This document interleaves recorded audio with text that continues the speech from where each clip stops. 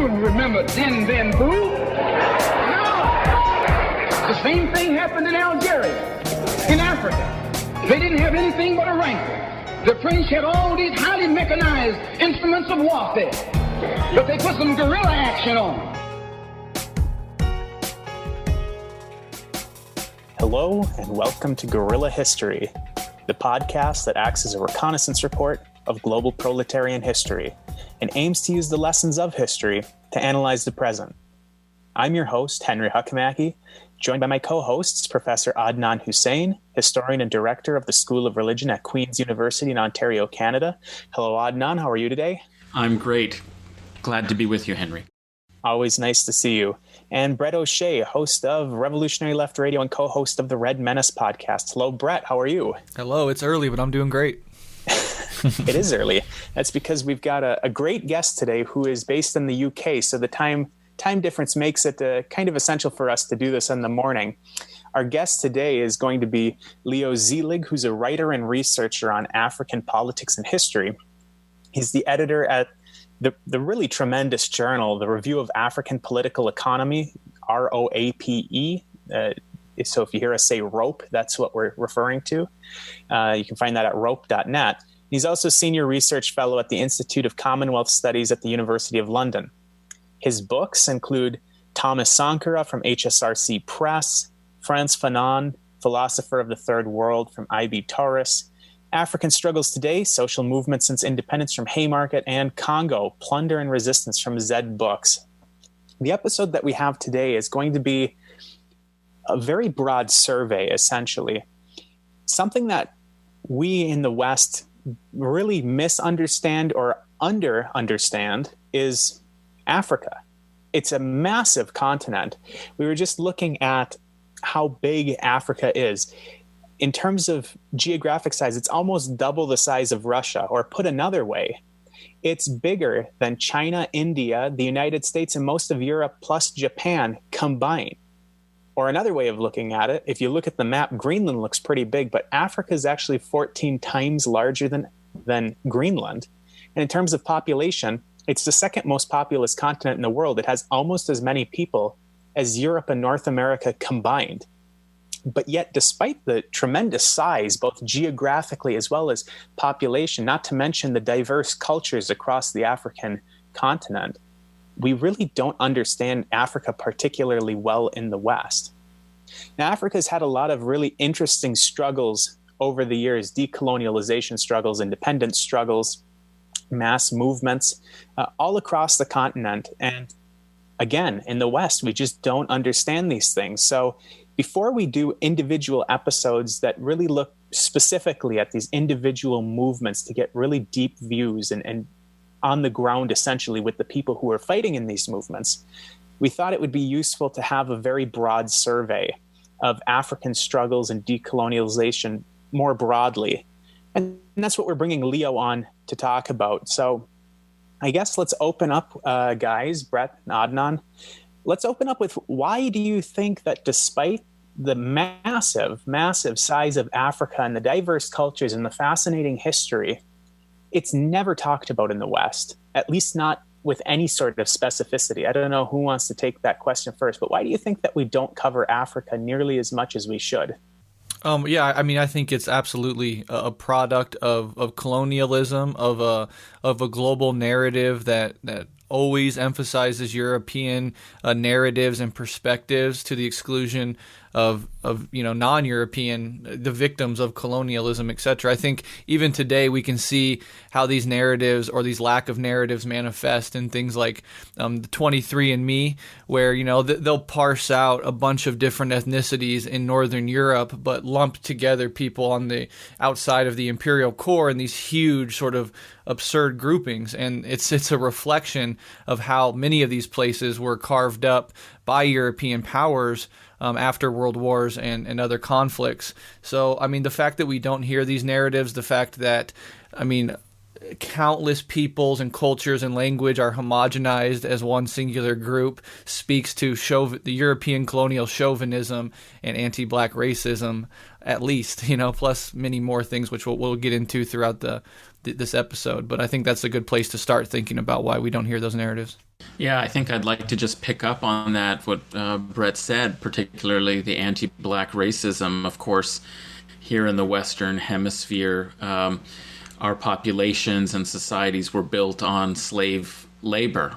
So the whole process of enslavement involved the erasure of those people's culture, traditions, and knowledge about their societies in order to dehumanize them, to justify and maintain a system of labor that involved slavery, that was a racial slavery, racialized slavery system. So I think it's not accidental, it's really a product, and that's why a lot of liberation in North America and the Caribbean by groups that we're seeking equality, the end of slavery, and then equality after the end of slavery. Struggles for liberation and anti-racism involved, culturally speaking, a kind of Afrocentricity to try and recover some sense of their identity and connection with this continent from which they had come, because that knowledge and that experience had been suppressed, and instead stereotypes were substituted and replaced that helped justify colonialism and continuing imperialism. So I think this knowledge is absolutely crucial, that has to be corrected in our historical understanding for liberation today. We really have that consciousness is so important to really understand one's history, which is, of course, why we have this podcast to do so. Before we get into the interview with Leo, I guess let's spend the rest of our time talking about kind of what we're hoping to get out of this interview and kind of set the episode up. So, like I said earlier, this is really going to be a broad survey of the continent as a whole. So this really is taking that overly simplified, homogenized look at Africa that we typically get in the West, where the entire continent is lumped together in one sitting, as opposed to taking the time to really contextualize the different regions of Africa and the different perspectives of who was colonizing these different areas. But I think that we're in agreement that we do need this surface level sweep of the continent first, so that we can look back to it when we do get into the specific episodes down the road of specific struggles, let's say Burkina Faso with Thomas Sankara, or I know that we were talking about having a episode on Ethiopia and Eritrea, perhaps, and anti-apartheid movements in South Africa, the Algerian independence struggle.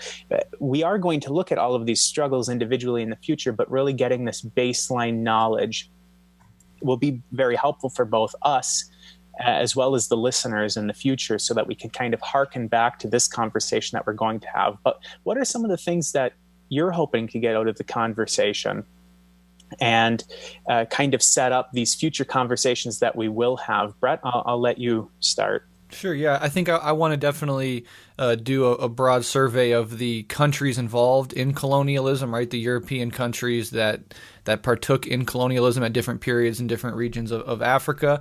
I do want to parse out, maybe we can get to this in the interview, the nuances, right, between imperialism, neocolonialism, colonialism, settler colonialism. These are words that are thrown around a lot, often sometimes lazily used as synonyms, but they're obviously not. So parsing out where they overlap and where they diverge, I think, is an important part. And then something we haven't talked about yet, but something I think towards the end of the conversation I'm going to try to get in there, is the coming impact of climate change on the equatorial band, which runs right through Africa. How will that exacerbate the colonialist legacies in those areas? How will the European and imperial powers react when the depravity of climate change descends on those regions first and foremost?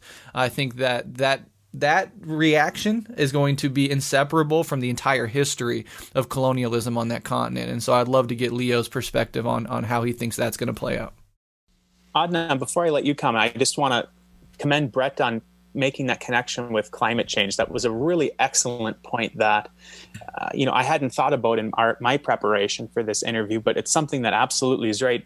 I had done previously some independent research on the effect of climate change on Mozambique specifically, and there's so much more than you would think that's in terms of the effect of climate change on the populace there. So that really excellent connection, Breht. That was really fantastic.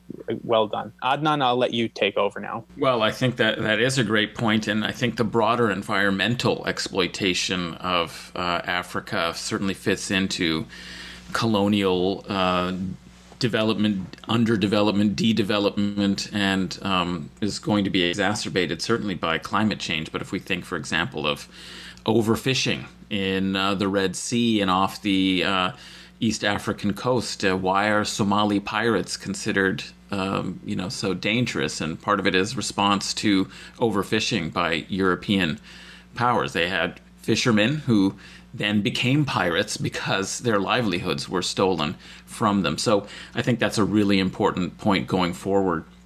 Look, what I'm interested in this history is partly to understand the difference between forms and kinds of colonialism that took place on the African continent and how that affected and shaped the decolonization process. So the difference between settler colonies, where there was a European settler population, versus other places on the continent where there were business, commercial, and military interests and control, but you didn't have a substantial settler population, and whether that affected how decolonization was shaped, and also the post-colonial histories of these nations once colonialism in a formal sense ended.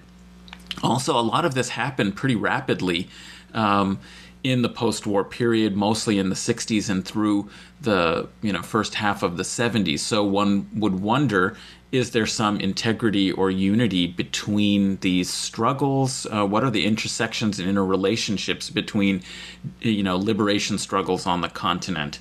And then lastly, I think I would be interested to find out from Leo more about the different strands between these movements and the way they conceived of their goals and objectives and projects. Some that might have been just nationalist, we need to have our own nation free from colonialism, versus others that were looking for some form of Pan-African unity or affiliation in the post-colonial period, and yet others that really understood the economic conditions of colonialism that might, even if you freed yourself politically, what were going to be the outcomes economically if you didn't have a socialist perspective, and where does that figure into the different kinds of movements that emerge and their outcomes? I think that would be an interesting thing for us to learn a little bit more historically.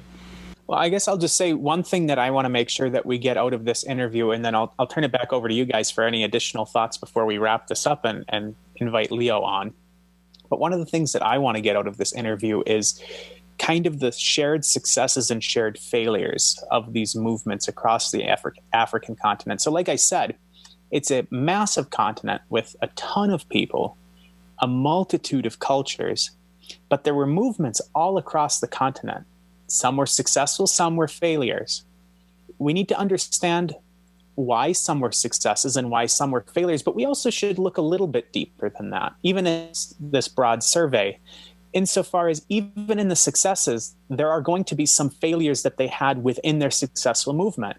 And in movements that were unsuccessful, there was certainly things that worked in their favor despite them not ultimately being successful. So being able to interconnect these successes and failures across different movements from different cultural contexts, maybe under different colonizers in these different regions, being able to understand the things that were successful in different contexts and things that were failures in different contexts would be really helpful for understanding decolonization and anti-imperialism and independent struggles more broadly, even than just in Africa, by taking these as basically lessons, as this was tried multiple times in multiple different contexts and it was successful basically every time, and this is the effect of this specific action. Or This was tried multiple times in multiple different places, and it didn't work out any time that they tried it, but yet people decided to keep trying it anyway.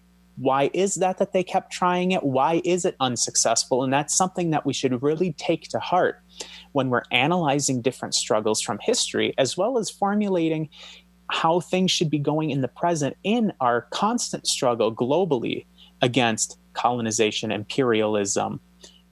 I think that that's something that will be particularly important for us to try to get out of this, because it will help us understand these other struggles. Adnan?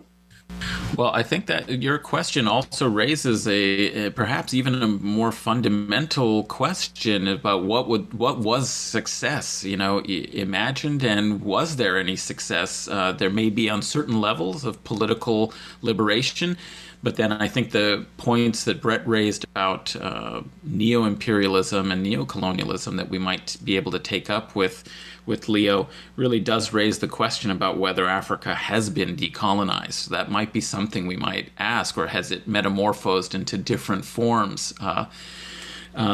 So that's a really key question, is that within a certain horizon of political liberation, what was successful, what wasn't, but then in the broader sense of being able to achieve larger goals of development, of justice, of equality, of a society that's capable of actually meeting the needs of its people. Obviously, there are larger systemic, problems that even the end of formal colonialism has not achieved or solved on the continent. So it will be good to have his perspective on that question as well.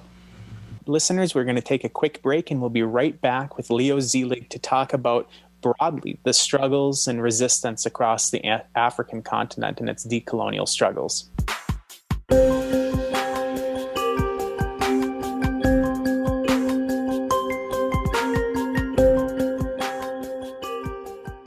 We're back on Guerrilla History, and we're joined by our guest, Leo Zeilig. As I said, Leo Zeilig is a writer and a researcher on African politics and history. He's an editor of the Review of African Political Economy, and I highly recommend everybody check them out at rope.net, ROAPE.net, and senior research fellow at the Institute of Commonwealth Studies at the University of London, as well as the author of many, many books, which I'll mention again at the end of this interview in case any of you are looking to pick up some of these books to get a deeper look into the topics that we're discussing today. So, Leo, it's a pleasure to have you on Guerrilla History. Wonderful to be here, and good to meet you all. Pleasure's all ours. So let's get into this interview. And again, let's keep in mind that we're going to be looking very broadly. I want the listeners to understand that this really is a survey. That way we can get kind of a baseline knowledge for future exploration and very individualized topics. But I'll pitch it over to Adnan now. Adnan, why don't you get us started in this interview here? Thanks so much, Henry, and thanks so much, Leo, for joining us today. I think we want to really focus broadly on the context of decolonization movements and struggles across the continent in the modern period. But for our listeners who are not very familiar with African history, perhaps some sense of the colonial background that immediately precedes the struggles against colonialism on the continent would be useful. Could you give us a little bit of a sense of a thumbnail sketch of the history of colonialism on the continent, the various powers that were involved and when they established their colonial control over different parts of Africa? And perhaps as you go forward, I might want to ask you a little bit about which ones were settler colonial projects that involved a population that came and settled from Europe, and which were didn't have that form or structure, and what were the forms of rule in those non-settler colonial colonies in Africa? Okay, I'll have a go at answering that. It's a big question. It is. And many researchers, much better than me, have lost sleep on them. But I would say that the first and the most important thing to say is that formal colonization of Africa took place after the continent had been pulverized by hundreds of years of intrusion, invasion, and of course the transatlantic slave trade. It wasn't all the continent. Certain areas were more affected than others, West Africa in particular. But nevertheless, on the coast and in the hinterlands, the whole of the continent, prior to that formal colonization, control and occupation of the continent in the late 19th century, societies, peoples, cultures had been fundamentally altered in large measure by that pull of slavery. So that's, the number one important thing to say in my opinion. Then what happens in the famous Congress that divides Africa in 1884, early 1885 in Berlin, is the formalization of the division of control of territorial landmass on the continent between the major European powers.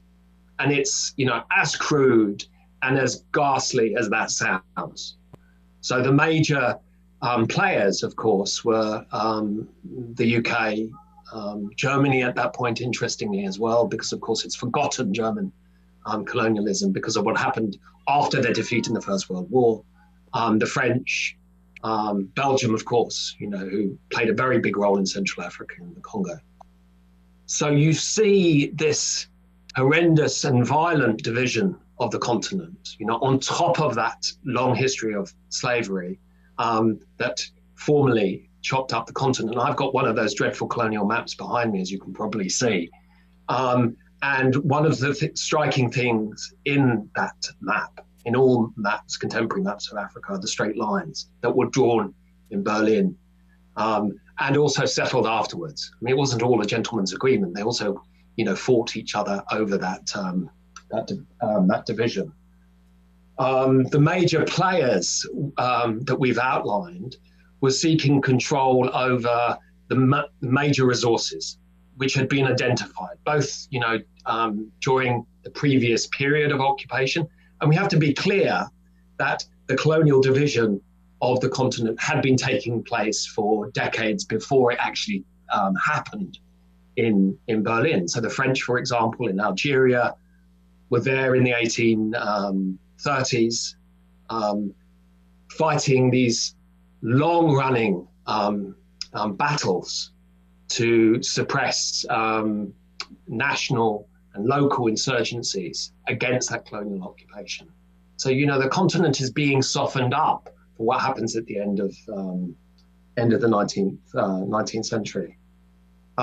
I would also say another absolutely vital point is that at every stage of that division of the continent and that occupation formally under colonialism, there was resistance. This, of course, has been well documented, perhaps not as much as it should be. So those first 2 or 3 decades see extraordinary wars taking place. I mean, if you take Zimbabwe, for example, the celebrated first Chimurenga, the first uprising, was an anti-colonial uprising in the late 1880s, 1890s, and only finally put down, at the end of that century. And then, of course, you see elements of what could be described as colonial development, the railways, some infrastructure, and, of course, mining. So you get a new type of political economy that is fixing the continent and its resources, drawing them out as exports, primary sector exports for manufacturing and transforming in the global north. So those are the, very broadly speaking, those are the, that's the big picture. That's what that's what the continent was looking like at the turn of the 19th century. There were certain settler colonies that might have had a little bit of a distinctive history as a result, even starting with the Dutch. I wonder, is that the first real settler colonial, or were the French? I think the Dutch go back quite a long way in southern Africa. Yeah, and it's interesting, isn't it, that my response to your first question, Adnan, was not even to mention South Africa, partly because in the story that we tell of the continent, often South Africa is taken as a separate category. Its history is slightly distinct. And I think that's problematic for all sorts of reasons that we can go into later. So you're absolutely right to pull me up on that. I think so. The early Dutch settlement in what is now known as South Africa was absolutely vital. Those Dutch Afrikaner settlers who'd lived in, already by the end of the 19th century, the turn of the 20th century, had lived in different parts of southern Africa for generations, then find themselves confronting the military might of the British, of course. And there are wars which are fought. So yes, the Dutch, of course, who have a very problematic history, a dreadful ideology that arises, identifying a kind of subhuman category of Africans. This develops in the 20th century into apartheid. This is, of course, the politics of that hardline Afrikaner community. But if we were to take the case, often Algeria is mentioned. I've spoken about it already. But Algeria, already by the late 19th century, had reasonably developed towns and cities, colonial ones, with a substantial French population. And what we have to understand, which makes this all slightly peculiar in the French system, is that the French didn't even regard Algeria as a colony. It was a département of the mainland. So it was literally just another part of France. Right. And that large and growing community of French settlers who became known in the 20th century as the Pieds Noirs, were loyal to the French state, but also saw themselves as kind of real Frenchmen, as opposed to those living on the mainland who belonged to this French Algeria. And they had sunk deep roots into this colonial state. Other countries abound. You could look at Kenya, for example, another country in which there was substantial settler populations. And in each of these countries, and this is the vital thing for me, you see the process of decolonization taking place at a different pace, often far more violent. So they're harder to uproot as a consequence of the foundations that they've laid in these countries. Rhodesia, for example, Zimbabwe, another example, where that population, the unrattled Rhodesian elite, as they were described in the 1980s and 1990s.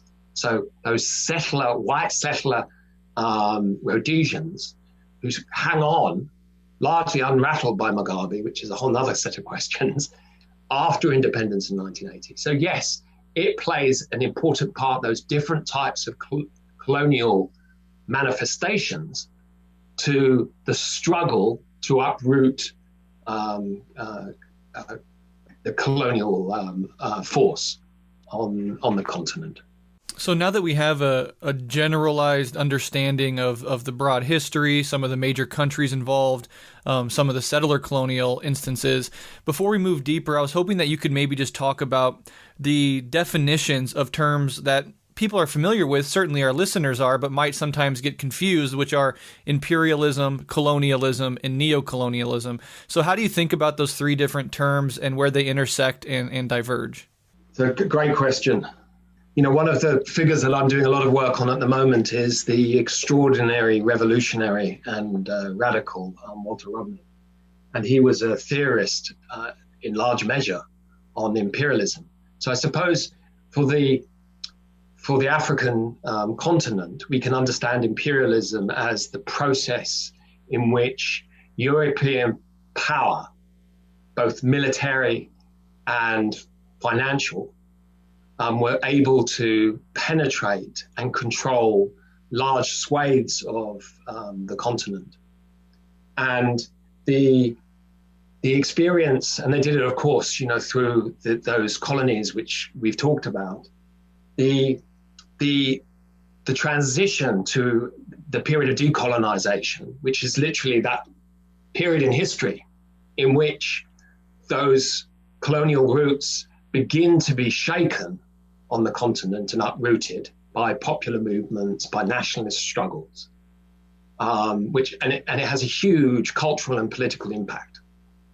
And I don't know when the first reference to it'll be an interesting question, when the first reference to neocolonialism takes place, but probably in the great and valuable work of Kwame Nkrumah, the first leader of independent Ghana, the first country, in fact, in sub-Saharan Africa that achieves independence from the British in 1957. A heroic and important struggle. All sorts of contradictions, though, which we can probably talk about. So he describes in probably the mid-60s this process of neocolonialism. And he says that despite formal independence, flag independence, that has seen an end to the open control of the continent by European powers, we have in force something called neocolonialism. So the tentacles, the economic control of the continent from Europe are still very much in place. That we haven't managed to upturn those economic systems of control, of subordination, and that this is the second stage of any true decolonization, any real struggle for liberation on the continent. And it becomes a slogan which is used powerfully by some of the left and radical movements in the 1960s and 70s. So you mentioned Walter Rodney. So let me take a page out of Walter Rodney's book, or rather, let me just take the cover right off of Walter Rodney's book. Leo, how did Europe underdevelop Africa? Rodney's book, I mean, it's a kind of call out to how Europe underdeveloped Africa. I think still perhaps one of the great books of the post-war period on Africa. I mean, I find it hard to pinpoint another of the numerous great pieces of work. But this was a book written for the movement. 1972, Rodney had been working on it for a number of years. He's in Dar es Salaam, this country undergoing radical change and reform under President Julius Nyerere. And he writes this one-volume history of the control and pulverization of the continent by European power. So it's astonishingly cheeky. It's incredibly audacious, written by a man who wasn't even 30.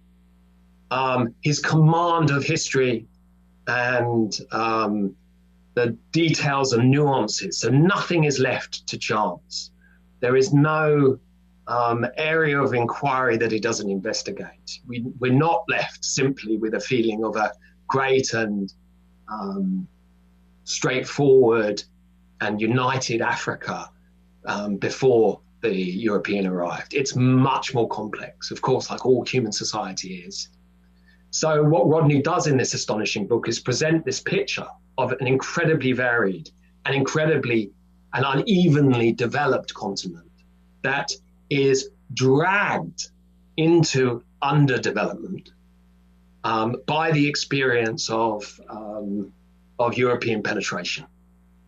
And there's a whole number of examples that he uses, which I can refer to a couple of them. Algeria, again, largely literate society by the time when the French arrived in the 1830s. Fast forward 40 years, and there's massive illiteracy. Schooling system widespread, decimated by French intrusion. The same goes for, of course, all major health indicators. So on a continental scale, what Rodney is doing is saying the experience of European intrusion has been to drag a continent back from its own an organic path of development to a state of immiseration, being receiving the dividends and the pat on the back from European power. So Rodney was using the tools of development and underdevelopment, which were very fashionable in the 1970s, championed by people like Andre Gunder Frank and a range of other writers, Samir Amin, and also by journals like Robe. But in Rodney's hands, there's much more originality, much more flexibility, and much more brilliance in his use of those tools for understanding the processes of colonization. Well, I think that's such an important point to realize, and that work clearly was responding to one of the ways in which colonialism by these European powers kept being justified so late, even after World War II, after the UN, after League of Nations, and all of these earlier moments where the free determination of peoples was supposed to be a goal of the international system.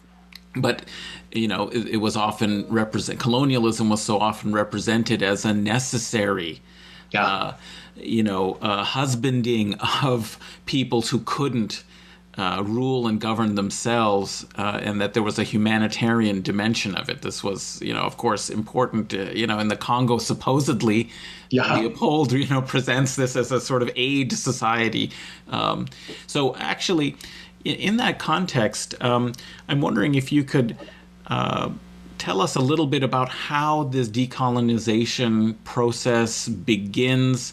You mentioned Ghana as the first independent country in the late 50s, but it seems to really take on energy over the course of the 60s and into the 70s. And so, how did this start? And since there's so many different movements at roughly the same time emerging, whether you see any intersections between them, how you would characterize this process as a whole, any features that you would want to point out historically of the decolonization process as a whole?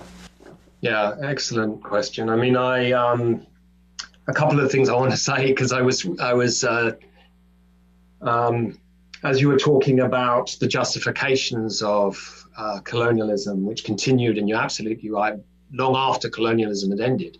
And in fact, there was a lot of hand rubbing after the European powers were forced out of the continent, with the chaos and the mayhem, the coups, the wars that led, as a consequence often of Western intervention, as justification of why the continent had been colonized in the first place. You hear those arguments, which barely cover racist assumptions today still.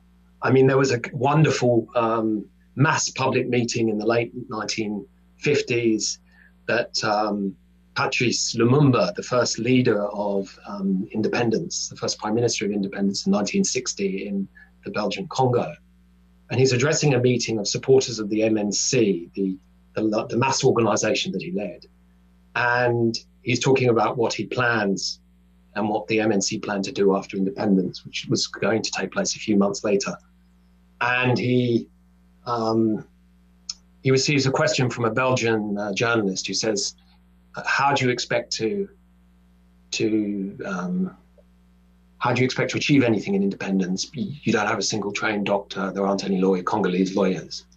And Lumumba, of course, says, and he was a man of extraordinary intelligence and political force.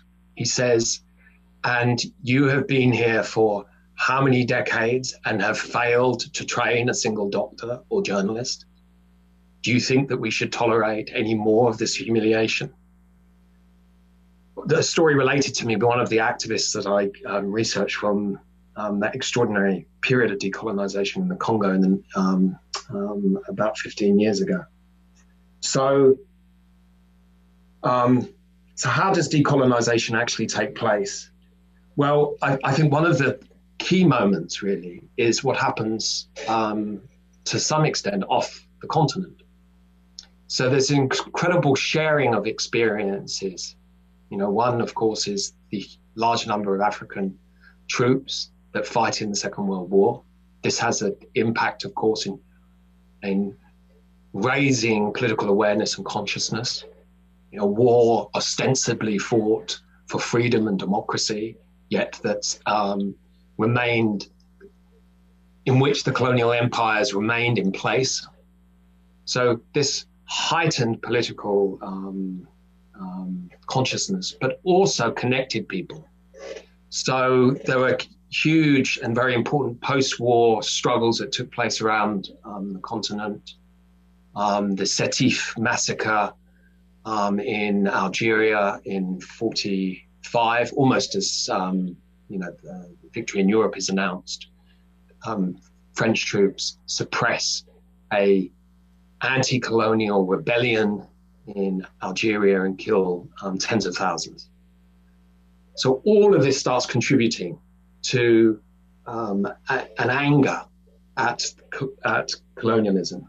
Then, of course, in 1954, you have the launch of the extraordinary struggle in Algeria, but that struggle to some extent in November, when it's launched, the insurrection of November, takes place after the French are defeated in Indochina.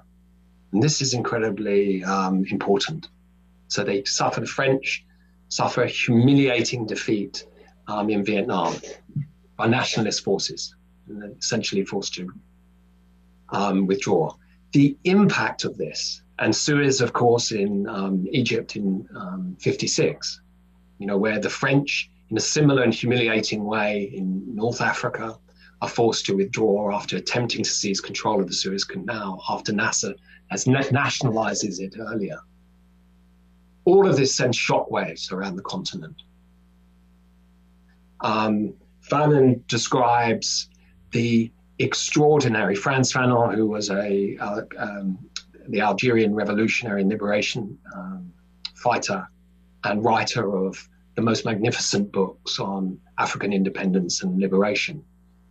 He explains how the impact of seeing the humiliation and the defeat of white European forces, both in the war, of course, and then, of course, in the 1950s, was enlivening, was inspiring. Here was not mighty colonial empires, but troubled and flailing systems of brutal power and control, which could be defeated and could be resisted. So there was fantastic sharing of this politics, which is a key point of your decolonization question. And there were incredible Pan-African conferences. I mean, I often play this game when I'm doing work and research, as I often think, where would I most like to be in the past? And I think probably it's the Pan-African conference that took place in 1957 in Ghana, with the amassed leaders of newly independent states and those who are fighting for independence. They gather on Ghanaian free soil, and they draw in movements that are still struggling against the colonial beast, including activists like Patrice Lumumba, who managed somehow to get permission from the Belgians to travel to Ghana. They regretted that. So these were astonishing gatherings of activists and revolutionaries. The point to say, of course, which has been key to all of my writing, is that they were incredibly divided, these forums and the politics. And Fanon wrote in exasperation at the end of his life of the failure of ideology. So these were great, there were great forces fighting against the British and the French and the Belgians, but there was still a struggle for ideas and alternatives. What would national liberation really look like? What would that freedom that we're seeking mean in practice? And those were questions, of course, which were absolutely central. So we're talking about kind of the origin of these decolonial struggles. And I'm just wondering, and this is going to be an unfair question. It's kind of a what do you think question. So just be prepared for that. But I'm wondering if you think that having these long burning embers of the humiliation of colonization generally are a bigger driver of decolonialization movements, or if kind of, a stick of dynamite like the Theoroy massacre, where colonial West African soldiers were massacred by the French army after World War II because of pension demands that were not being met by the French. And, of course, there's dispute. The French say that there was 30-some West African colonial soldiers that were massacred by the French, whereas the individuals who were there claim that there was over 300 that died. Yeah. And of course, France tried to hide this for a very, very long time. But I'm just wondering if the humiliation of being a colonized area, like you said, we've been under your colonial power for decades, and we don't have any of our own doctors still as a result of you being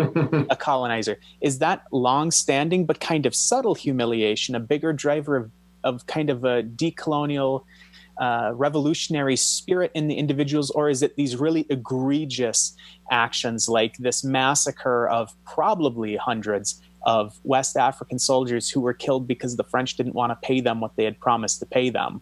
Wow. Well, Henry, that's an interesting question. And I would say it's probably all of those things. And I know that's a cop-out, but let me try and explain. I think that there were also severe economic crises that affected colonies and, of course, their patronage across the continent in the late 40s and 50s. So a lot of the struggles, and this is an important and forgotten point in that period, were bread and butter ones. So if you look at the great railway strike in 47, 48 in Senegal, Mali, in French West Africa. These were largely inspired, of course, by some of the things that we've already talked about, both the humiliation that you mentioned, and I think you're absolutely right about that, inevitably, appalling racial division, which had quite clearly placed Africans as a subcategory who were humiliated on a daily basis. But also real material concerns, those bread and butter issues that often inform strikes, no matter where they take place. So those were, motivating factors. In terms of that question of humiliation, if you look at the class of évolués, as they were described in the Belgian Congo, so literally a term used to describe those Africans who'd been handpicked by the Belgian colonial state as being more cultivated, more evolved, literally. They had a whole category, including certificates of graduation for being able to use knives and forks and to be able to live in a European home. So you'd receive an accreditation of évolué. These were very complex systems. Intentionally designed to pick off an elite who could be used essentially as a class, petty bourgeois class who could run colonial affairs for the metropolis, whose interests and motivations were fundamentally aligned with the state. It was among this class in particular, in the Congo, for example, who were deeply humiliated and aggrieved. But I think that sense of humiliation was felt much more acutely at that level. They felt that they were excluded. You see this again and again. It was an important political impetus for decolonization. But they felt the struggle to some extent, and figures around Mobutu particularly, who launched the first coup against Lumumba in September 1960, feel that humiliation and want to raise the demands of their class to some extent. parceled as struggle for independence or for decolonization. So that much more nuanced picture is really important, because that class element within the struggle for national liberation and independence is absolutely key, is often forgotten, because they do something with independence which was a lot less than the strikers on the railway, the Bamako Dakar railway in the late 40s, or the general strike in 48 in Zimbabwe, in Rhodesia, wanted. So there were real differences, and those differences, are fantastically summarized in a quote which I've conveniently got in front of me, that Lumumba makes in 1960. And he describes the relationship between the mass politics, the rank and file politics, powering decolonization, and the leadership, far more cautious. And he says this: the masses are a lot more revolutionary than us. They do not always dare to express themselves in front of the police officer or make their demands in front of an administrator.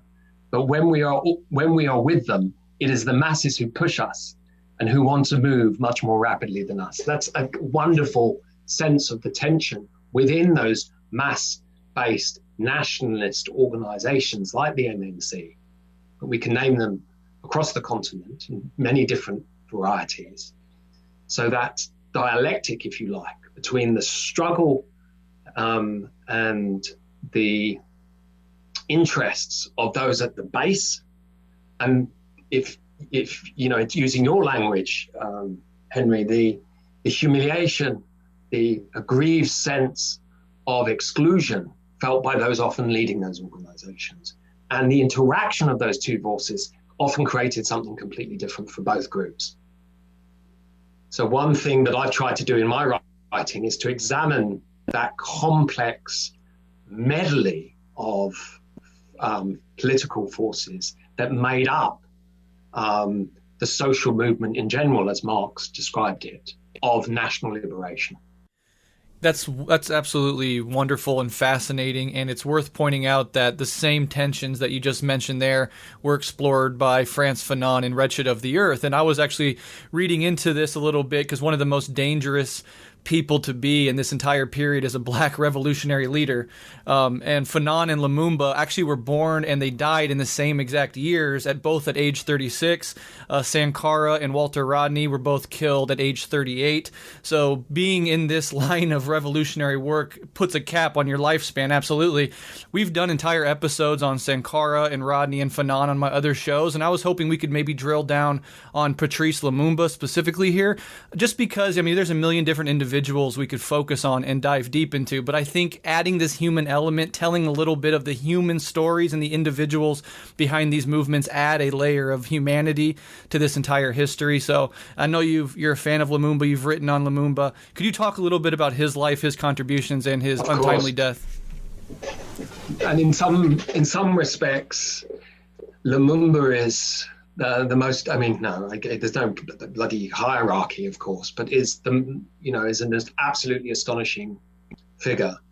And he represents all of the contradictions that we've just been talking about, both the glorious highs of the national liberation struggle, the extraordinary learning curve of decolonization, and the brutality of neocolonialism.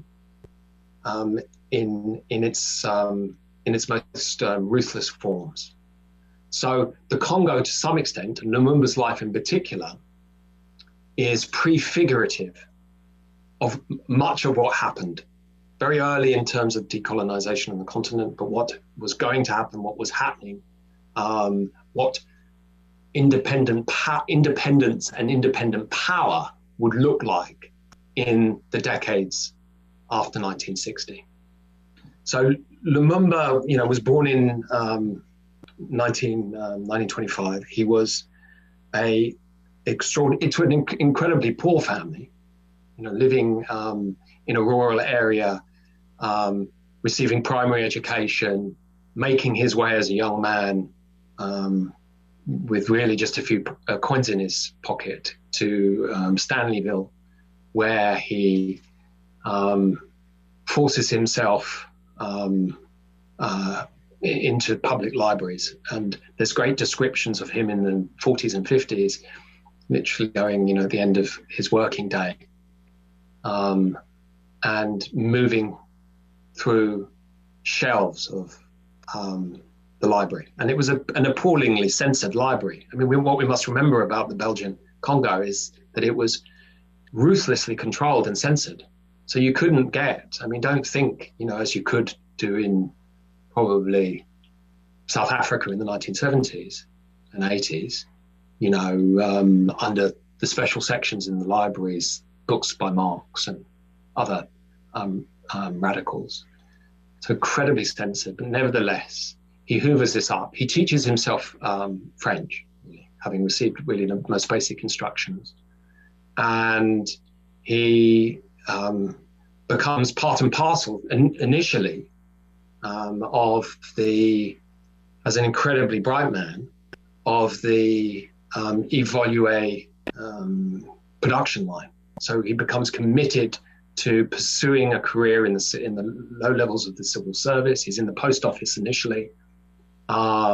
He's transferred to Leopoldville, the capital, present-day Kinshasa, and he becomes increasingly disgruntled with what he sees, and his politics are driven to the left, but the nationalist left.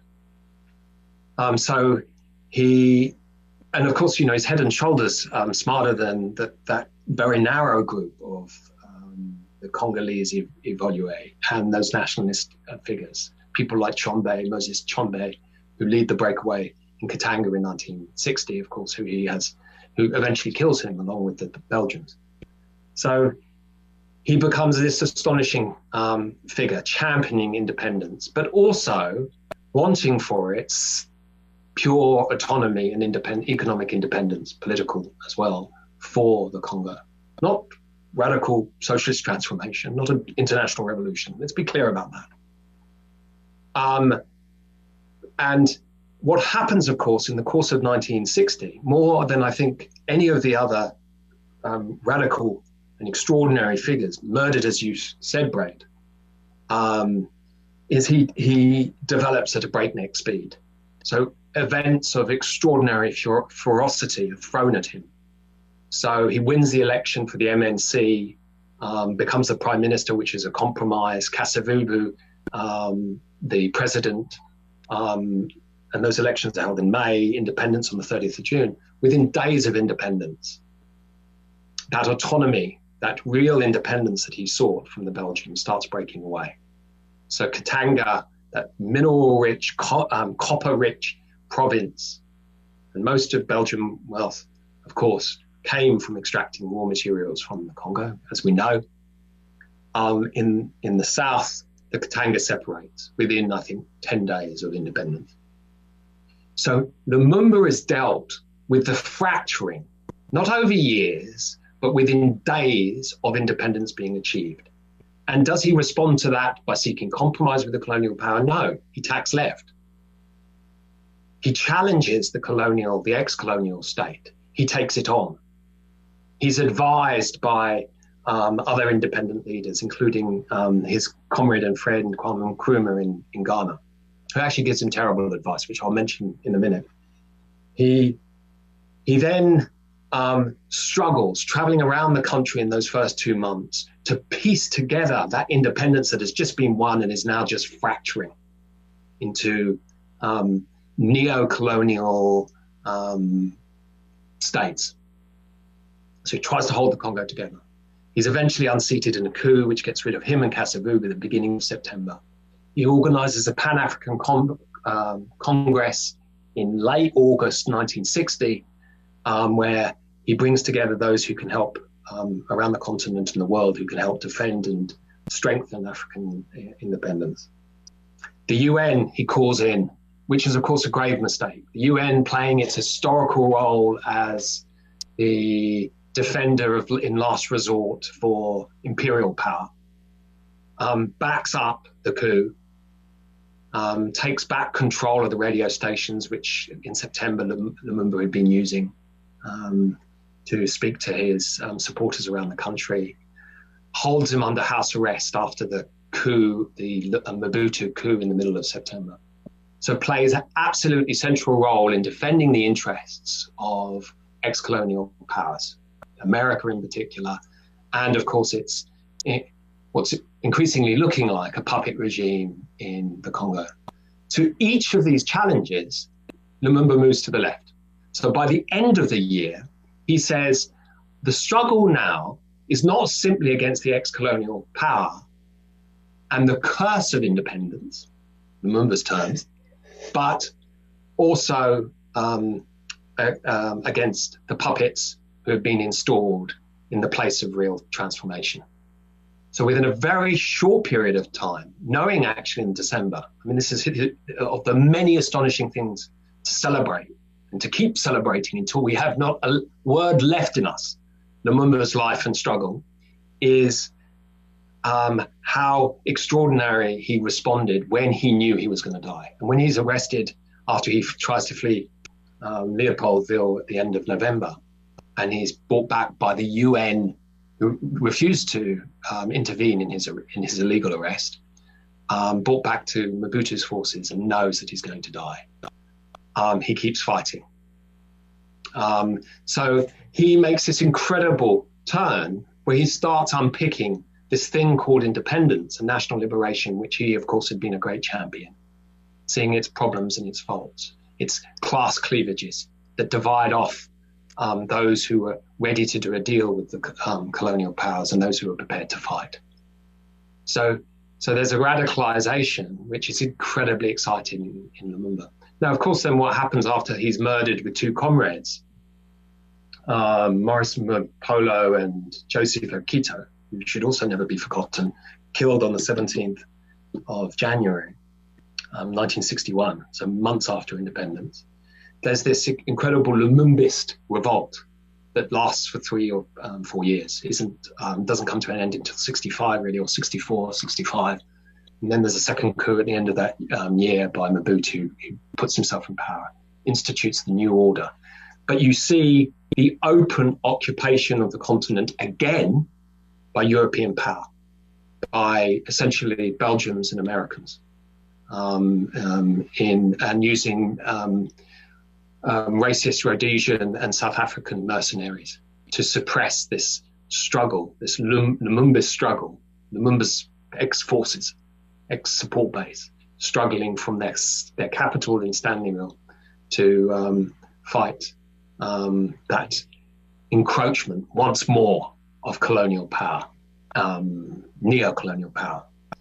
So the Congo tells a story for me of what was unfolding across the continent, an independence which was not worthy of its name, and national liberation which enslaved people as soon as it liberated them. And these are, of course, the insights that Fallon provided, I think, with the most astonishing brilliance in his final book in 61, The Wretched of the Earth, which you read today. I mean, you mentioned it, Breht. You read it today, and you know it's hard not to jump off your chair.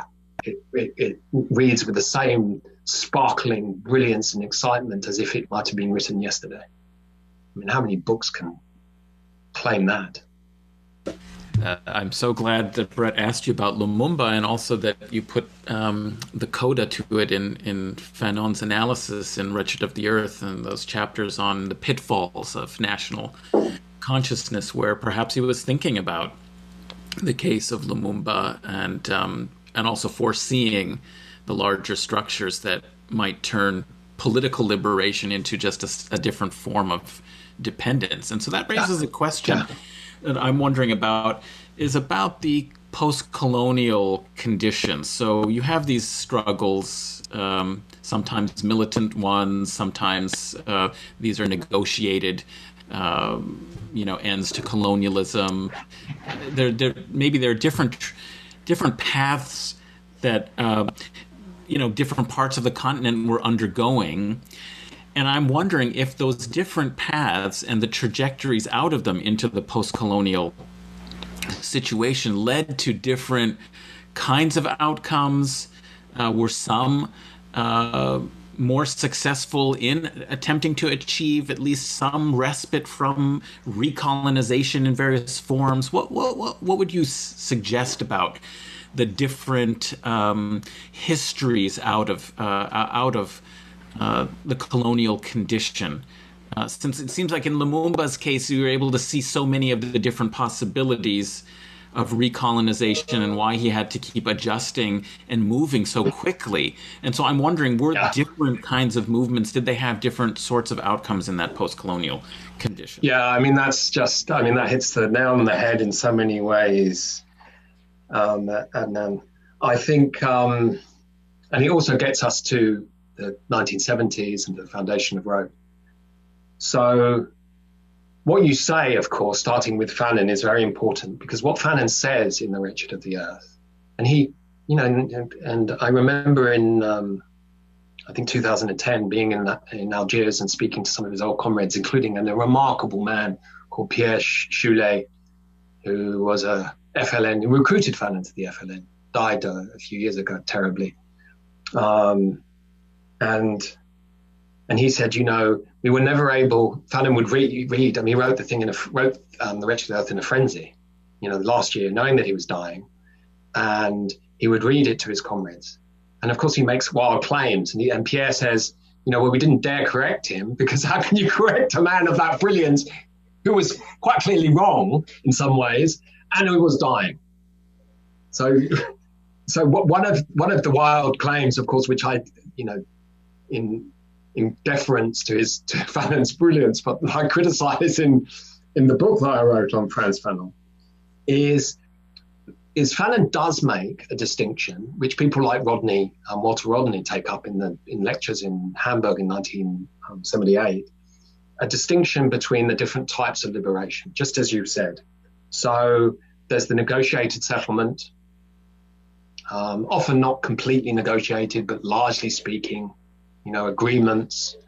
And, you can look at countries like Cote d'Ivoire in West Africa, Senegal to some extent. There were definitely anti-colonial struggles in those places of huge significance, but nevertheless, there wasn't the armed resistance and struggle that we saw in other parts of the continent. So Fanon makes this distinction. And in the book, he seems to say that real liberation, which is his term, only really can take place in conditions where there's been a struggle. That struggle, that violent struggle, in some senses, is what's necessary to achieve the radical mutation, is the term he uses, of people's consciousness. So in a real fight for independence, which often will involve arms, that needs to be a physical one. Now the question then, of course, is: were there, which is your question, were there real differences between those two, ultimately between those two types of independence and national liberation? One thing we can say is that discontent in the 60s and early 70s with that first wave of independence takes place across the continent, and you see huge struggles. Nkrumah, students demonstrate in Ghana, for example, after Nkrumah is removed by a coup. Even if students come out in Dakar in Senegal supporting Nkrumah's presidency. So all sorts of complex forces. There's an African 68, in Senegal in particular, but in South Africa as well, that takes place. So that independent settlement breaks down very quickly. What happens in the early 1970s is there become increasingly radical movements of those countries largely still under Portuguese control that enter second independence struggle in the late 60s and early 1970s.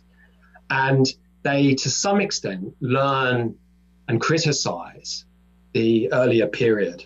So great figures from Guinea-Bissau and Cape Verde. Amilcar Cabral, for example, the great Marxist, says the secret of the failure of independence is the state itself.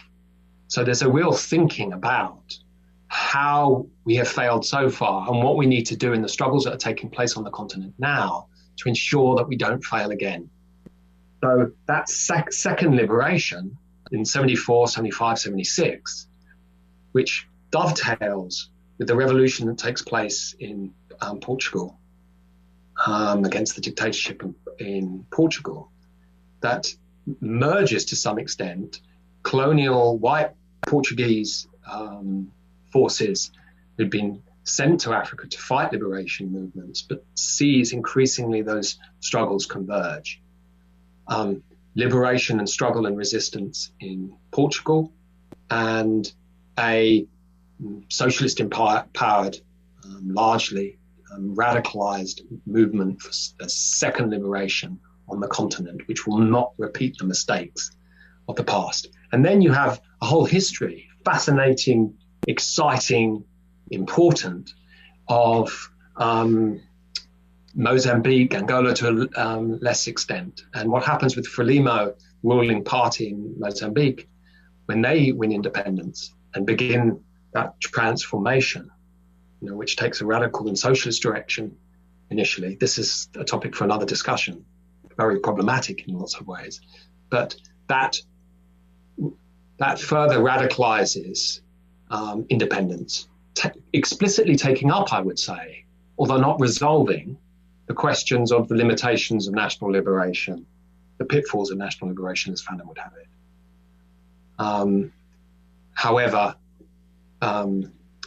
the confrontation with global capitalism, with the extraordinary intervention of occupying forces and wars that those countries were faced, particularly Mozambique, South Africa, and the States, supporting Renamo in Mozambique, mean that even that second liberation struggles to maintain and sustain its force and its radical energy.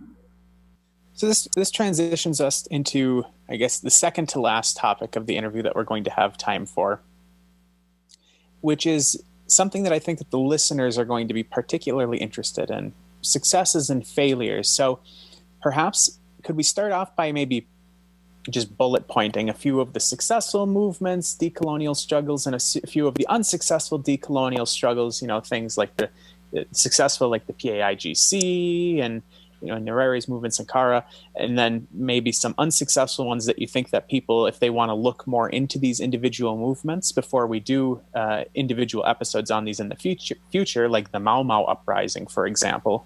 But what are some of these movements that people should be aware of? And then transition us into some of the shared successes between these different regions, different cultural contexts across the African continent. What were some of the things in these movements that were successful in multiple struggles?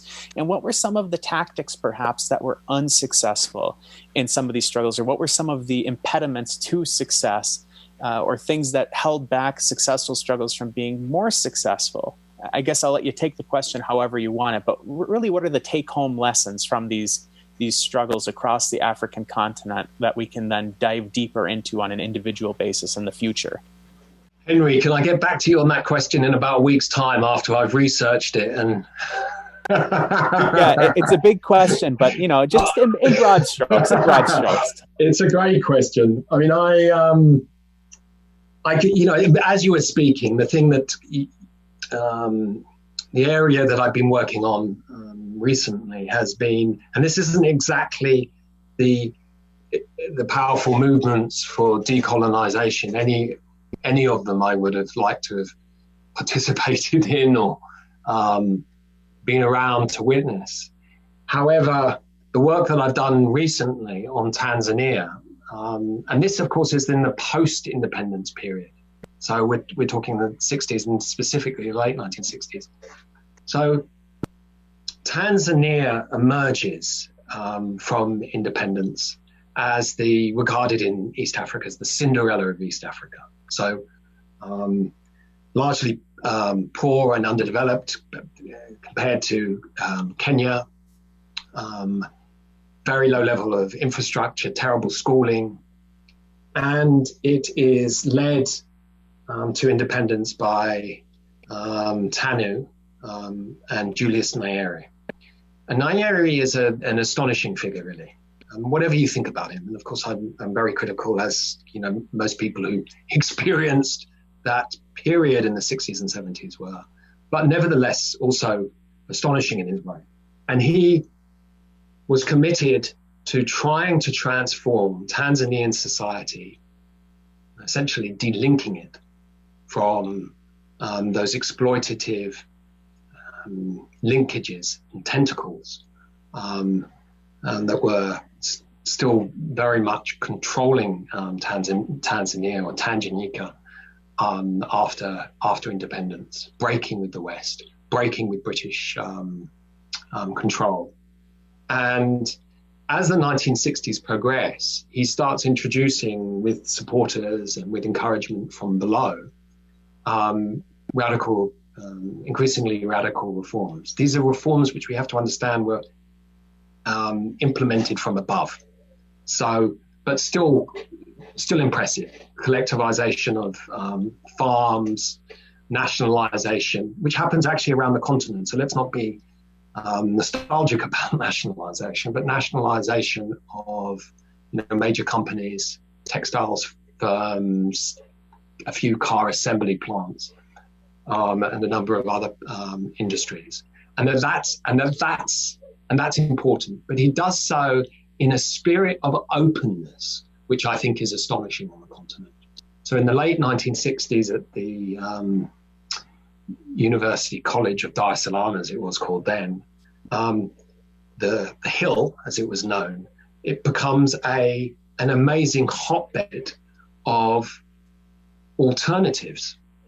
And it isn't immediately broken.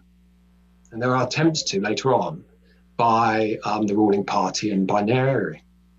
So incredible debates about, how far can these projects that Nyerere is trying to introduce, and he introduces in 1967 this document announcing this turn called the Arusha Declaration, which is, radical and exciting to read, flawed, problematic, a kind of reform socialism from above, but nevertheless very interesting, worth thinking about. And what that does is it unleashes this flowering of criticism and debate and radical and Marxist thinking in Tanzania, the sort of thing nationally that I don't think any country really has experienced for decades. Out of that, emerges the Dar School, but also the incredible international activists and lecturers who had turned up to support and to occupy posts in Tanzania. People like Walter Rodney, John Saul, of course, is now based in Canada, Peter Lawrence, huge numbers of others. And it becomes this center point, both to connect the Black Power struggle in the United States. So Angela Davis comes and speaks. C.L.I. James is invited by Rodney. So it becomes this fascinating incubator for alternatives and radical thought. And that still needs to be examined and looked at, because there's much that can be learned from that period. That is a success. I just wanted to say, I think I had a whole question I wanted to ask, but I think it's a whole episode, as you just alluded to, which is the anti-Black racism struggle in the Western Hemisphere, the Atlantic world, and the intersections and transnational connections on the African continent. Ghana becomes a city that, so many Black radicals from the United States and elsewhere come to. And as you're pointing out, also at Durman, and also there are visitors from there who come. Malcolm X hosting, Osman Babu, and other figures. So we should have a whole episode someday on that. I think it would be so fascinating. I would love to participate in that discussion. Very important. So as a way to sort of end this wonderful discussion, and thank you so much, Leo. This has been inspiring and informative and at times tear-jerking when you're talking about figures like Lumumba and how they came to an end. So thank you for all of this. But the way to end this is to sort of maybe look forward. And the focal point I want to end this with is climate change. As we know, climate change is already wreaking havoc around the world, particularly around the equatorial band, which runs through the continent of Africa. And I'm wondering what your thoughts are on climate change, but specifically how the legacies of colonialism and imperialism on the African continent have and will continue to manifest through the emergency of climate change, specifically in those areas, and the response to that from the Western world, particularly, up higher on the bands where they don't have to face the initial onslaughts like the equatorial band has to. I just want your general thoughts on that looking forward. Yeah, I mean, they're really important points and questions, and I would say there's not been actually a huge amount or sufficient research on this, particularly. And you can read Walter Rodney's How Europe Underdeveloped Africa with an eye on environmental and the climate emergency. He speaks very specifically about how pre-colonial African societies, the great states, the smaller polities, created forms of sustainable livelihood and infrastructure and human development, which, and he makes this point explicitly, stand in contrast, writing in 72, mind you, to the environmental destruction that is typical of the development of capitalism. So these are important historical questions, that the experience of capitalism has been twinned with of course, as we know, the climate emergency, but also the smashing of human societies and autonomous communities around the world. If you look at the terrible bloodshed that's taking place in Ethiopia, a country, of course, which deserves its own discussion and meeting, and also a revolutionary history that needs to be recovered, given that there were astonishing struggles there in the 70s, and also the recent Roma protests, which actually brought in many of the different groups in society. But the crisis of that Ethiopia faces in that whole region is the crisis of drought and climate change. And many people have written about it. So that whole area is being affected dreadfully by and disproportionately by climate change. And to understand its impact, we have to look to people like Rodney and others, and Sami Amin to some extent, who unpicked the devastating and uneven role that capitalism, the integration of African societies and economies into the global economy and into global capitalism, and that was lopsided and uneven, that these were largely societies, despite all the celebration of industrialization and development, which were organized for export of primary products and goods. So there's massive underdevelopment of sources and human capital. There's huge suffering on a massive scale. And in the last 30 years, a decimation of health systems and emergency provision that could have provided the sort of support to those people now who are fleeing areas which are suffering from drought and flooding caused by climate change. So we have to have an approach that can link both the history, a criticism, a critique of global capitalism, the history of the continent and its integration into capitalism, and understand that as a key tool in our analysis. One thing I would say, actually, perhaps the final thing, is that there's, speaking from the miserable UK, the murder capital of Europe, for corona victims in the last year. Thousands, tens of thousands dead. I know you're in the States, so you know what I'm talking about. But the government now have celebrated rolling out the vaccine. But of course, it's going to be handled to private companies. So committed are they to neoliberalism and their cronies. The mass vaccination program carried out in '86, I think it was, by Sankara, of largely meningitis and polio vaccines, within 3 weeks, vaccinating something like 2.5 million bikini bees. This is a question linked to climate change, because what, of course, is tragically missing is a politics that can power transformation in a way that would be able to tackle the climate emergency on the continent and also the health emergencies that are connected to it. Leo, this was tremendous. I know that we put you in basically an impossible situation trying to cover all of Africa in, maybe a little bit more than an hour, but I'm going to give you another impossible task. This topic was so broad, and, we're trying to hit so many different varying topics in such a short period of time. I'm going to give you just, a minute or two to give kind of a take-home message to the listeners in terms of how should people be thinking about Africa? How should people be thinking about decolonization in Africa?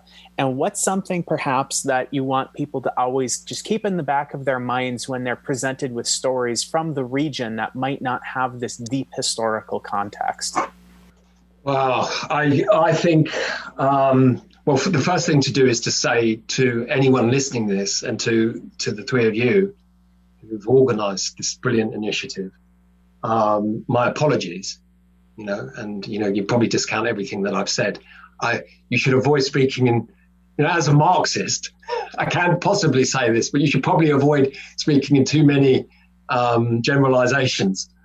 That it's the roughest outline. That the most important thing, of course, is to drill down from some of these headings that we managed to outline. And that is, that's important and vital work. So that is what needs to take place. There's another question on decolonization that you raise. Tragically, and this was a question in the late 60s and 70s in the Black Power movement around the world, but particularly in the Caribbean and North America. And again now for the Black Lives Matter movement, is who is raising and asking these questions? Where is knowledge production? And tragically, and it is a tragedy, and it is one that has its roots in colonial and imperial control of the African continent, it is North American and European white scholars. So the process of decolonization has to include, renewed again, the celebration of and the foregrounding of Black and African voices, and where at all possible, and that we need to unpick some of those roots which go deep into our research and our study, and find ways that we can challenge them. The Black Lives Matter movement, for example, which has been a tornado, of course, in the States, as we know, but also in the UK, has started raising these questions. I think what we need to remember is that it was in the struggle, partly against the South African government, but essentially against institutions of higher learning in South Africa in 2014 and 15, where this movement was born. So once more, we have to see the origin of our struggles that we fight earnestly and importantly, in parts of the North, have as their inspiration what students and workers are involved in Africa, in South Africa in particular in this case. Excellent. Leo Zeilig, thank you so much for coming on the show. Like I said, this was really an impossible task, but we really did want to get kind of a broad historical context. That way, in the months and years to come on Guerrilla History, we can really drill down into these individual events, movements, individuals, and hopefully we'll be able to bring you back on to talk again with us about a specific individual or a specific movement, because this really was an amazing conversation, and I really do want to thank you for coming on the show. And I know I speak for Adnan and Breht when I say thank you, and we hope to have you back. So how can our listeners find you other than by going to roape.net, rope.net? Everybody should check out Rope. It's an excellent journal. I've been following it for years, but how else can the listeners find you, and what are you working on right now that they should be aware of? Well, that's great. And it's been a real pleasure and a privilege as well. Of course, always a privilege to talk about, some of our species' greatest struggles for liberation, and those have taken place, in my opinion, in Africa, and led by Sankara and Lumumba and others, and of course the huge movements that they've often led. A great source, as you said, Henry, is the review of African political economy. And in the last 6 years, we've been online largely. So we have blogs, we have interviews with activists. One part of the project of Rope.net is to tell those hidden stories of activists and movements, and perhaps more obscure political questions of political economy from a resolutely radical and frequently Marxist perspective, to show that the traditions of the journal set up in 1974 are still very much there, revived, of course, as they need to be in the current period. So it's a great resource. Go there for some of these questions, which we try and deal with historically and also contemporary developments. I also working, you haven't mentioned it, perhaps because they're not very good, but I also write novels. So I've got a third novel coming out, based to a large extent on the continent, fictionalized story of a movement for radical transformation in the context of the climate emergency. And I'm also finishing a book, and it's taken me a long time, and even to say it exhausts me. I'm finishing a book, a study of Walter Rodney, who is really the most astonishing and inspiring revolutionary of the Black Atlantic. Excellent. So listeners, make sure to go to rope.net. You can check out Leo's work at leozeilig.com. That's leozeilig.com. Find him on Twitter. He posts relatively frequently on Twitter. Definitely check out Leo's work. He's excellent. And thanks again, Leo. And listeners, we'll be right back with the wrap up to the conversation here on Guerrilla History.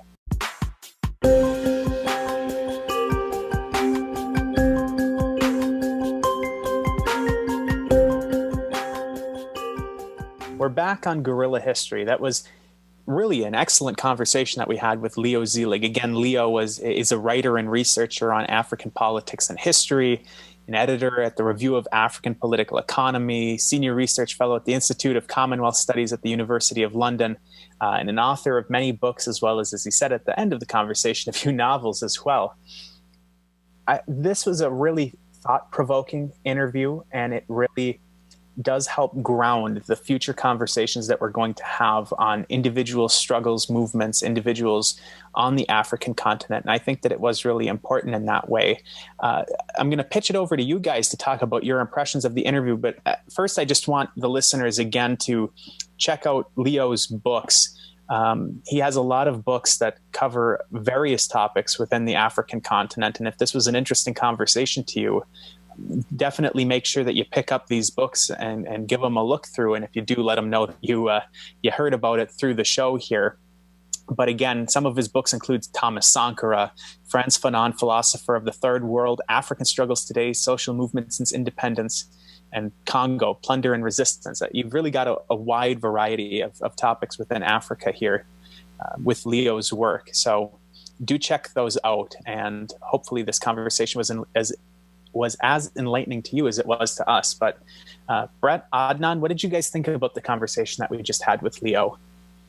Sure, I'll start this off. As with all of our guests, just continually impressed by the breadth of knowledge of these folks, particularly Leo. We, as you said in the interview, we're giving him impossible questions, and he just takes it all in stride, and it's inspiring and it's informative, and I loved it. One thing that jumped to mind is the way underdevelopment is often used as a way to dehumanize and blame Africans for their own conditions, right?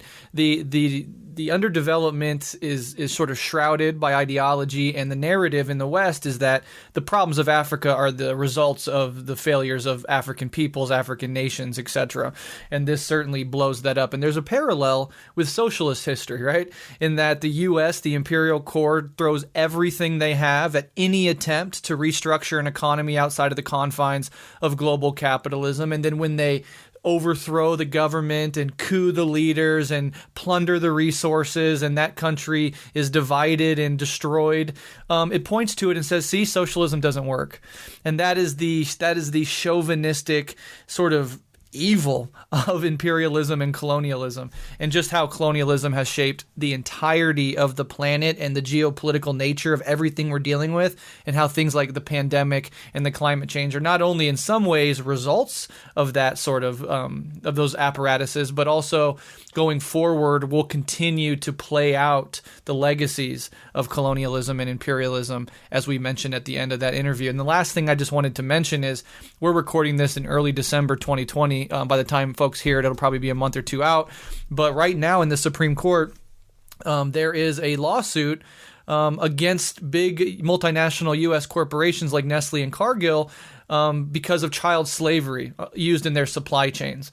And so this has not been decided yet. It'll probably be decided by the time people hear this, but it's a very interesting just continuation, a little focal point that's happening right now, which is, of course, a legacy of colonialism and imperialism. And in this case, it says that their complaint in the applicable law permits such cases against individuals but not corporations. So these corporations are arguing that you can't actually sue us as a corporation. You can only sue sort of individuals. And this points out the hypocrisy of like Citizens United, when it's like, oh, corporations are people.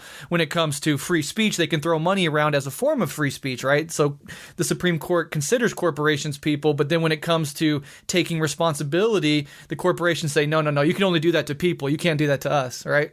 And so this is how law is structured around corporate rule and their interests, and has nothing to do with justice or truth or anything like that. I just want to add one quick thing, since, as you said, this will have been recorded a few months before the episode drops. So this episode of Nestle and Cargill being in the Supreme Court trying to defend the usage of essentially slave labor and trafficked children on cocoa plantations, this might be well out of the public consciousness. It's hardly in the public consciousness now, right, because these sorts of things are basically intentionally withheld from public consumption. But by the time we're a couple months out from now, this really will be at the very back of people's minds. But I just want to remind the people that the people that are in charge, regardless of what the party is that's in charge in these imperialist nations like the United States, no matter who's in charge and no matter what color that individual is, the difference doesn't really, there's no real difference if the mindset is the same. So one of the people that's defending Nestle's usage of slave labor essentially is Neil Katyal, who was Solicitor General under Barack Obama. So again, we have high-ranking officials from the Obama administration essentially defending slave labor. I just thought that was worth re-raising in case people either hadn't heard it or have forgotten by the time that this episode comes out that, again, the Solicitor General under Obama is currently defending Nestle's usage of slave labor. Anyway, sorry for that aside. Adnan, what were your impressions of the interview? Oh, well, no apologies at all, Henry, because that really relates to one of the themes that I think came out of this broad overview. And of course, we just want to think of this as an introduction to future discussion and study of more of the specifics, but it was a great overview. And when we talk about the issue of environment and climate change and the exploitation of Africa, we realize, I think from this history that we already talked about, but going forward, has Africa been decolonized? What does decolonization mean? We were discussing a historical process that takes place, broadly speaking, late 50s to mid 1970s, so a period of 20 years where the political environment of Africa changed dramatically from formal colonial control to independent post-colonial states. But as we learned, political liberation has textures and nuances. It isn't always as full in the world system as we might imagine. National liberation really leading to independent sovereignty in a full sense, and then subsequently also to understand how the world economic system continues to exploit and suppress the peoples on the continent. So has it really been decolonized? That's a continuing question depending on how you think of it. But I think one of the other themes that I thought was very important and interesting that I hope we'll have a chance to explore in the future is not only was it a tall order to talk about the whole continent and a transnational perspective, Pan-Africanism, and to try and give some coherence to this 20-year process and its longer history as an overview, like what were the shared kind of dimensions of this. But in fact, actually, once we started talking about it with Leo, a lot of the trans-regional and global connections immediately come out. We haven't pursued all of those strands, but this is important because of the intersections between the anti-racism struggles in places like the US, North America, Caribbean, Europe, and anti-colonial movements in Africa. There's lots of intersections and connections between those things, and what it tells us also is how important solidarity and globalizing these struggles can be to support both those sides of the struggles in their different contexts. Those connections need to be made. So I hope we'll have a chance to talk a little bit more about some of the diasporic Black intellectuals and scholars and theoreticians, some of whom we mentioned today in our conversation, people like Fanon. We could have added Césaire, Du Bois. There's so many that come from North America, Caribbean, but theorized anti-racism and anti-colonial struggles that were significant and important.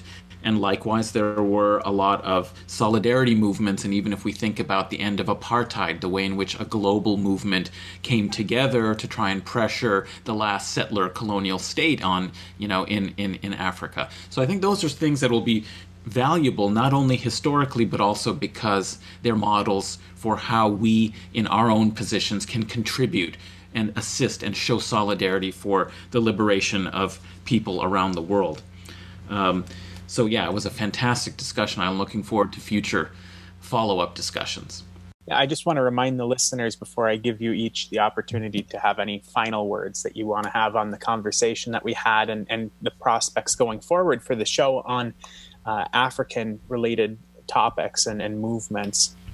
That I just want to remind the listeners that this was so broad that there's a lot of information that's going to be lost here, just due to the constraint of having to cover such a broad continent with so many different cultural backgrounds, cultural contexts in such a short period of time.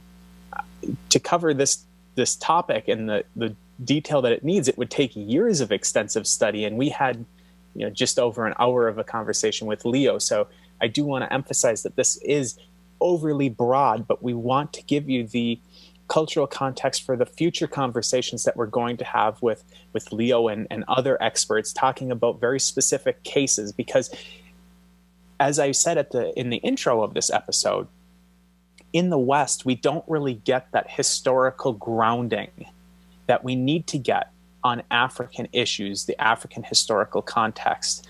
And without that grounding, that historical grounding in our education systems on these topics, when we see individual movements, we don't understand the broader context, how they relate with each other, how the cultural context of that area ties into the success or failures of that movement. We don't understand. There's a lot we don't understand because we haven't been exposed to it yet.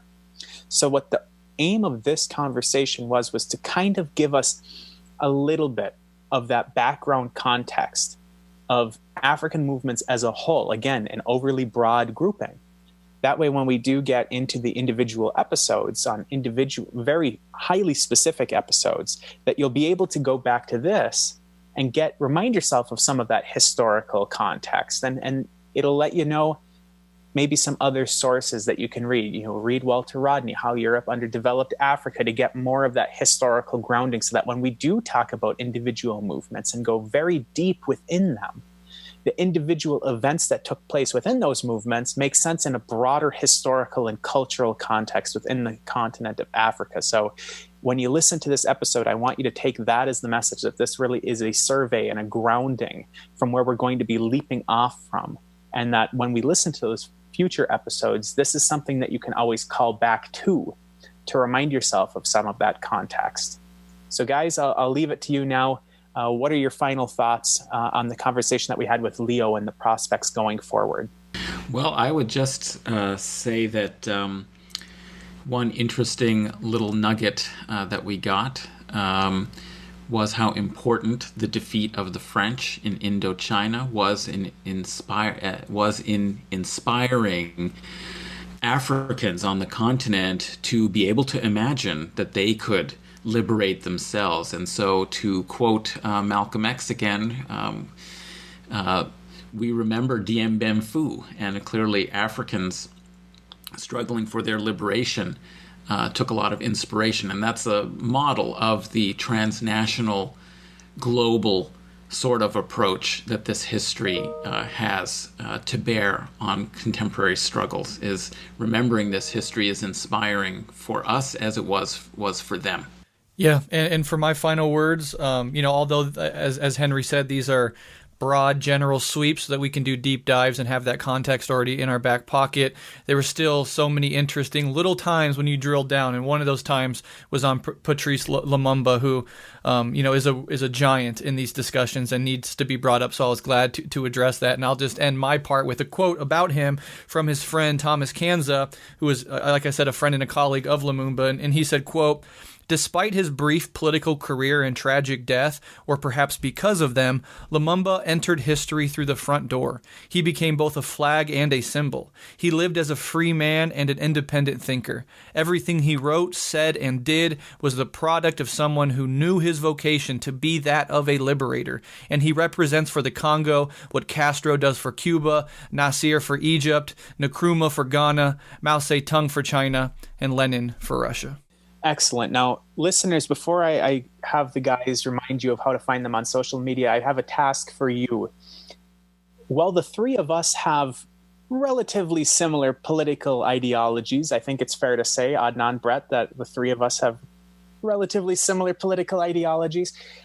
I think that these conversations that we're having on this show, including the one we just had with Leo, have a great importance to anyone, regardless of their political ideology. I think that, especially for people that are living within the Western imperial core, that these undercovered, under-discussed, misunderstood histories, different cultural contexts, I think that it's very important for people, regardless of their political ideology, to at least be exposed to these sorts of conversations. So do us a favor and let people that you know, regardless of their political ideology, know about the show. Let them know about this episode. You can find us on any podcast app / platform that you use. Otherwise, you can just send them the episode page. But do send these episodes out to people, regardless of political ideology.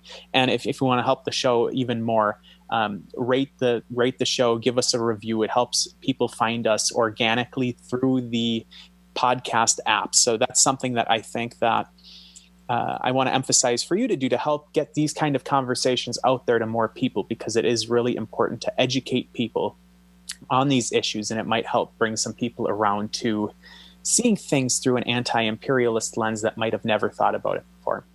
So Adnan, Breht, thanks as always. This is so much fun doing this with you. How can the listeners find you, Breht?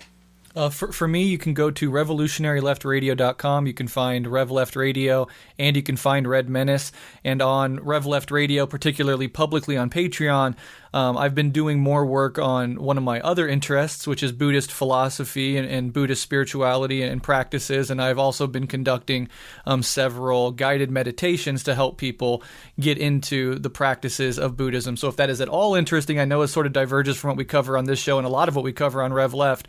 But if you're at all interested in that, definitely check that out. It's public on our Patreon. But yeah, anything else, Rev Left or revolutionaryleftradio.com. Excellent. Adnan, how can the listeners find you and the work you're doing? Listeners can find me on Twitter at Adnan A. Husain, 1SAIN. And I'd also encourage, if you like listening to podcasts, I also co-host another podcast called The Majlis, which is an outgrowth of the Muslim Society's Global Perspectives project that I direct at Queen's University. And you can find it on all the usual platforms. But if you go directly to anchor.fm/THE-MAJLIS, you can find us. Excellent. I do recommend the listeners check out Brett's two podcasts, Rev Left Radio, as well as the Red Menace, and Adnan's other podcast, The Majlis. They're all great. I listen to every episode of all of them. For myself, you can find me on Twitter at Huck1995, H2CK1995, or check me out on Patreon. I do science and public health breakdowns for people, particularly COVID-related stuff. You can find that at patreon.com/Huck1995. For the show, Guerrilla History, you can find us on Twitter at Guerrilla_pod,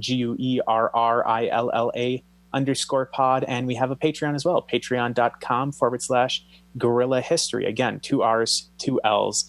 That's going to help the show run, make sure that we're able to keep putting out this really excellent content. So thanks again, guys. It was a pleasure doing the episode with you, and listeners will be back again very soon with another episode of Guerrilla History.